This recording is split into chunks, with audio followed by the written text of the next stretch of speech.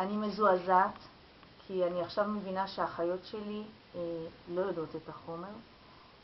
מי שמכיר אותי כמובן יודע שאני הרבה יותר חזקה בחלק התיאורטי מאשר בחלק המעשי, אבל את התיאוריה אני יודעת. שטיפת כלים זה רק התחלת המשימה, מה שיפעת תיארה ועירית תיארה עם האקונומיקה והסמרטוט, וצריך שהסמרטוט יהיה ספוג, זה רק ההתחלה של ההתחלה. כל זה לא נחשב.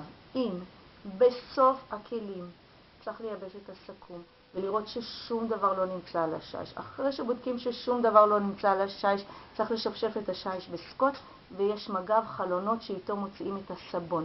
גמרנו את זה מייבשים, אבל מה קרה? זה נקי, אבל זה לא מבריק. לוקחים את הספרי של החלונות, משפריצים על השיש ואז מבריקים אותו.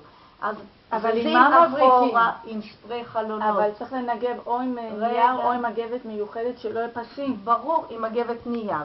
מנגבים, ואז זזים אחורה לראות שהכל מבריק. כשזזים אחורה לראות שהכל מבריק, מקבלים פרספקטיבה אחרת. רואים שהארונות של המטבח לא מבריקים, עושים בישט קטן על הארונות של המטבח, מבריקים. הולכים אחורה, מה רואים? הרצפה לא מבריקה, צריך להעביר ניגוב על הרצפה. אחר כך הולכים עוד טיפה אחורה, השולחן האגון במטבח, יש עליו חפצים, אסור שיהיה עליו שום חפץ, למעט קופסת טישו, השולחן צריך להיות מבריק. כלומר, ככל שהולכים אחורה, המשימה הולכת וגוברת, צריך שלא יהיה חפץ אחד על השיש, יכול להרוס את כל הפיניש. ולכן בעצם הפיניש הוא מין, הוא כמו איזה מטרה אל האין סוף.